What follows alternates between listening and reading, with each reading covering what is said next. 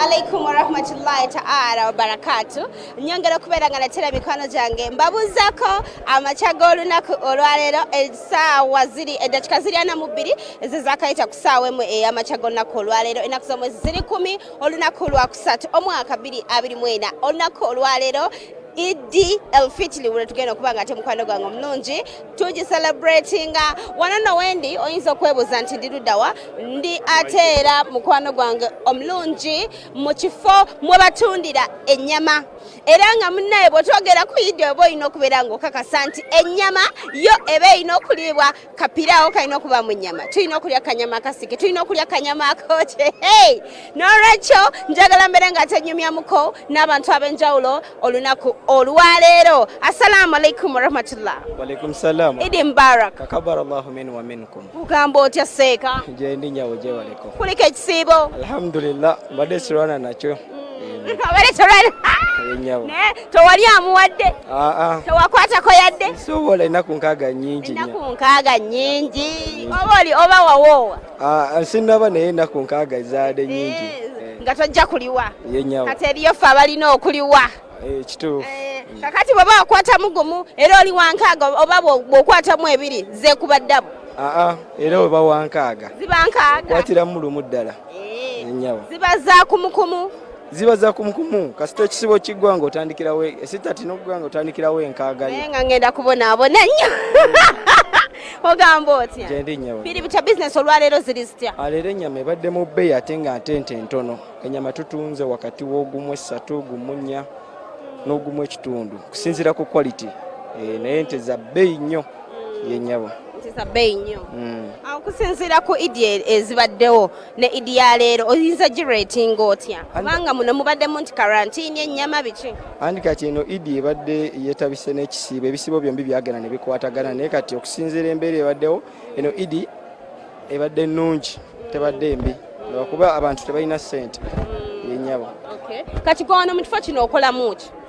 Mu kifo kino ndi musuubuzi wa nte era ndi musuubuzi wa nnyama. Consumption y'ennyama nayo yeeyongeddeko kuba ennyama abadde balya kitono naye kati consumption yeeyongeddeko baliddeko ennyama ewerawerako yennyabo. Consumption yeeyongedde. Kakati ku nsonga ze baali bayogerako za karantini muzituusizaawo? Karantini abakulu baagenda ne batugondezaamu ku nsonga ebifo ebimu baagenda ne babitalwako ebifo ebisigadde bikyali bikwate kyekifudde ennyama okuba nti ya bbeeyi naye ate kituyambye nti bakasitoma beeyongeddeko consumption ebadde nnungiko omulundi guno.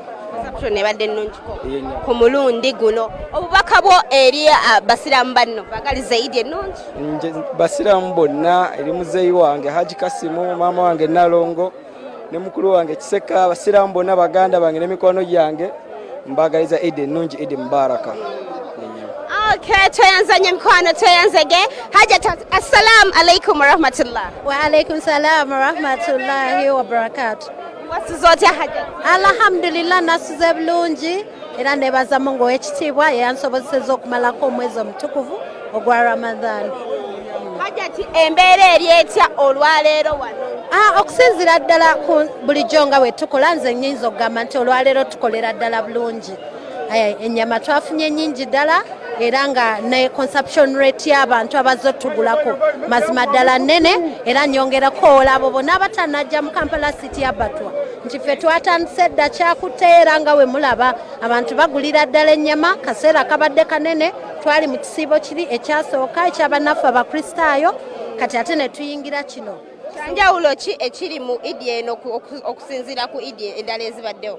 Ekyanjawulo ekiriwo nti olunaku terwatuguddeko bugwi nga bwe bitera okubeera twetegese bulungi era ensonga lwaki olaba nti n'okusaala kugendako erewamu mu mizikiti egisinga nga abantu bakyegulira ebyo beetaaga okukozesa ku lunaku olukulu. Obubaka eri family yo obwa Idi?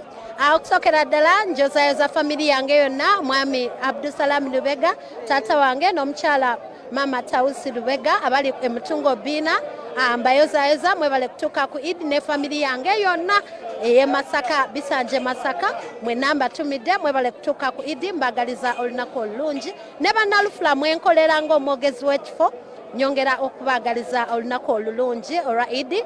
Nsaba Allah ow'ekitiibwa byonna bye tuyayanidde abituwe n'ennaku endala. Imaani tekoma leero egende paka kubanga ekisiibo si kyo kyokka omuntu mwalina okuba nga imaani ye eri waggulu wabula ebbanga lyonna. Alhamdulillah, tweyanziza nnyo tweyanzege. Salamu alaikum. Waalaikum salaam wa rahmatullah. Wasuze otya sebo? Bulungi maama, wasuze otya? Nasuze bulungi. Embeera eri etya wano? Embeera alhamdulillah, embeera nnungi. Abantu beetala, nyama balidde, bazzeemu okulya, ebyobulimba byaweddewo. Sooka tuzze mu mulimu era embeera etambula bulungi. Twaguze ennyama kuba twazifunye mu bungi ente mu areas awatali karantini. Abantu batuleetedde ente n'abantu baguze ennyama. Abantu baguze ennyama. Consumption eri etya okusinziira ku Idi ezibaddewo? Consumption eri massive, abantu baguze ennyama. Era kyevanga kugamba nti obulimba bwavuddewo olw'ebibaluwa ebitasaanidde mu ggwanga. Abantu baddamu okulya ennyama, bamanya nti ennyama nnungi, ennyama nnyonjo ate ennyama nnamu. Obake busebe eri abantu boyagaliza abantu bayide ennungi. Sooka ddala mugende mu maaso nga muli ennyama yaffe bakasitoma baffe bannayuganda, nenjagaliza abasiraamu olukutwa kukula lino erya Idi ne bannalufula bonna bwe tukola ffenna abasuubuzi okumbagaliza Idi ennungi era mugijaguze bulungi. Katonda waffe nga ye mubeezi. Tweyanziza nnyo ssebo, tweyanzege. Idi Mubaraka. Nze Asha Nabs Polete Tali Konkana. Tugenda kubeera nga te mukwano gwange omulungi. Tugenda kuba nga tweyongerayo mu misikiti egy'enjawulo tubalage nga ate bwe baba nga bavudde wano eno okulya ennyama.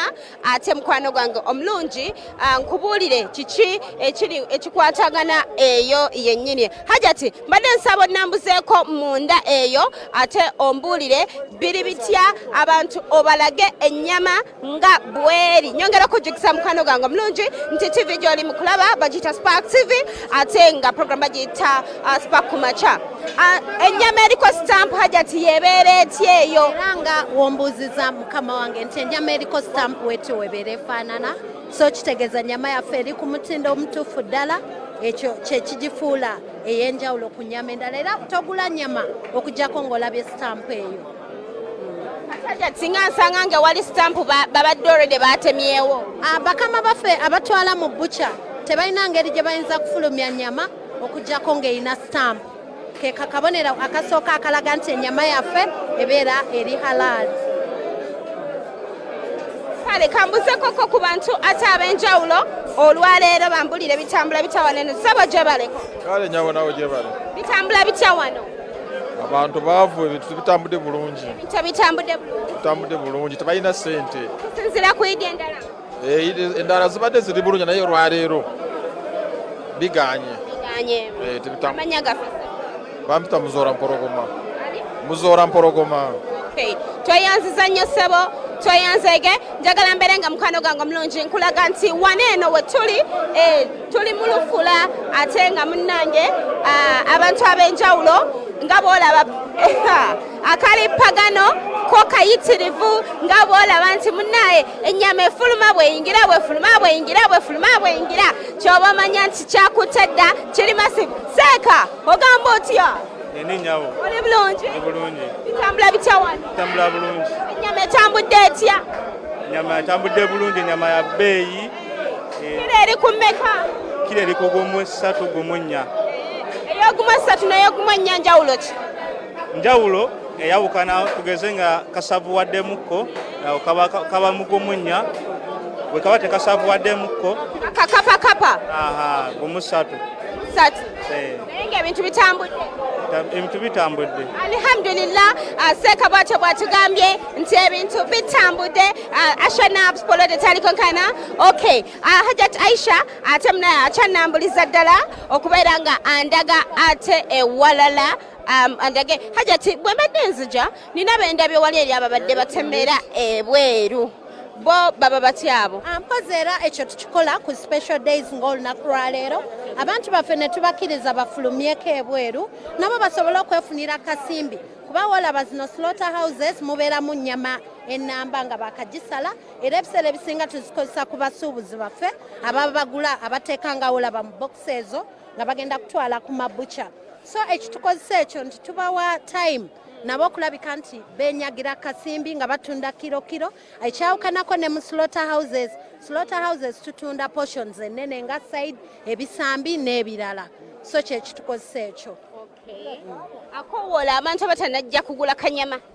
Nyongera koola bonna abali eyo idi teyawula mwani obaani mujje mugule ennyama ebbeeyi twagisaze gumu 3 bannaffe ababbuca bakama baffe be baditamininga price eyaabwe naye ffe tuyitidde mu gumu 3 ate tubaleetedde akanyama kasinga obulungi ke bayita woliwoli kave karamoja ne mu eastern yonna akanyama kaba kalungi mujje muli akanyama mujje mutwale ebigere mujje mutwale emitwe mujje mutwale ebibumba portions zonna ez'ennyama tuziina ate nga n'ebbeeyi nnungi ddala. Tweyanza nnyo omukyala Aisha omwogezi w'ekitundu kino bw'atubulidde olunaku nateera olwaleero njagala mbeere ng'ate mikwano gyange abalungi mbawummuzaamu katono maasoka ngenda kubanga nzija ng'ate tugendako mu mizikiti egy'enjawulo tubaire ng'ate tubalaga kiki ekiri eyo. Asha Nabs, Polo Tetali Konkayana.